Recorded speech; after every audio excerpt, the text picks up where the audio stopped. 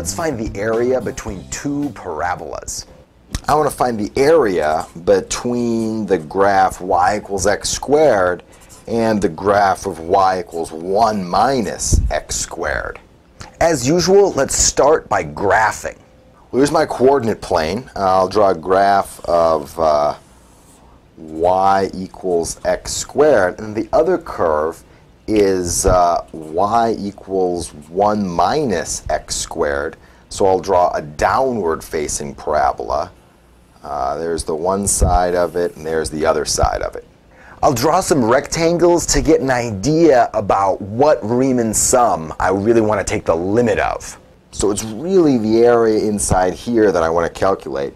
Let me draw some rectangles then for the Riemann sum that would approximate that area. Right, so there's some rectangles for the Riemann sum that would approximate the area in there. And then I can write down the heights and the widths of one of those rectangles. Let's take a look at, say, this rectangle here. Well, what's the width of that rectangle? It'll be real thin, so I'll call the width dx. And what's the height of that rectangle? Well, the top of that rectangle is on the curve 1 minus x squared, and the bottom of that rectangle is on the curve x squared. So if I take the top coordinate minus the bottom coordinate, that'll give me the height of this rectangle. The top coordinate is 1 minus x squared. The bottom y coordinate is just x squared. So this quantity is giving me the height of this rectangle. Well, now I can write down the integral. So I know the height and the width of these rectangles. So the thing I want to add up are the areas of those little rectangles. So I want to integrate the height, 1 minus, this is 2x squared, times the width, dx. But I'm trying to integrate from where to where, right? What are the possible x values in this region? Well, if we think about exactly where these two curves cross, right? What's the x coordinate where these curves cross?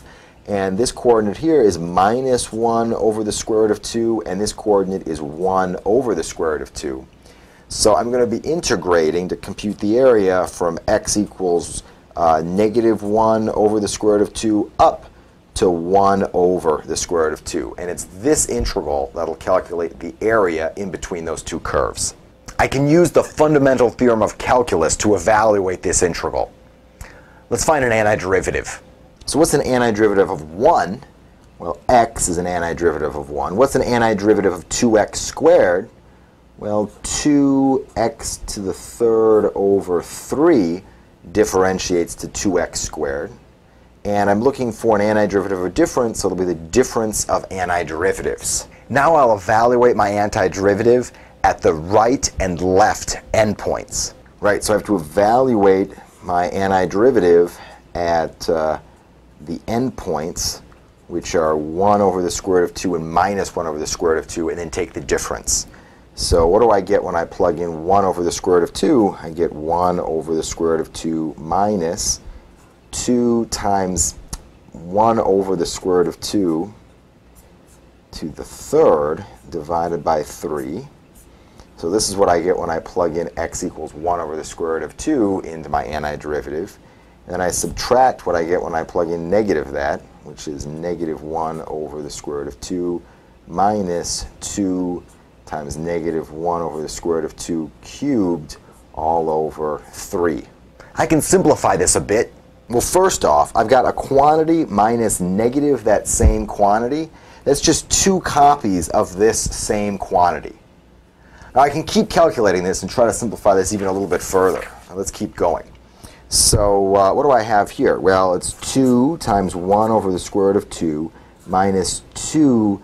And here I've got 1 over the square root of 2 to the third power. So I could write that as a half times 1 over the square root of 2. That's really 3 copies of the square root of 2 divided by 3. Okay, but 2 times a half, right, cancels. And then I've got a common factor of 1 over the square root of 2. So I could pull out that common factor of 1 over the square root of 2. And when I pull that out, I've got a 1 there minus a third is left.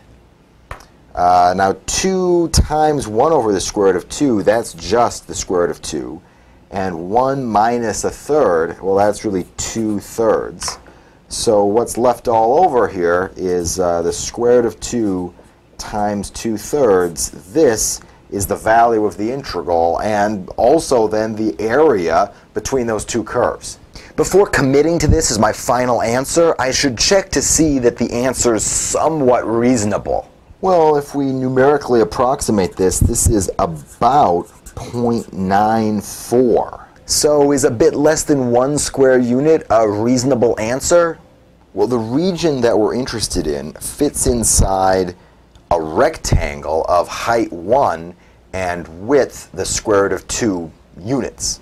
The area of this rectangle is about 1.41 square units, and the area of the region we just calculated to be about 0.94 square units, right? This region inside here, and that's pretty reasonable. I mean, you know, it looks like if this thing is about 1.41 square units, it's not unreasonable to think that this is a little bit less than 1 square unit in this curved region here. Yeah, we're really finding answers that accord with our geometric intuition.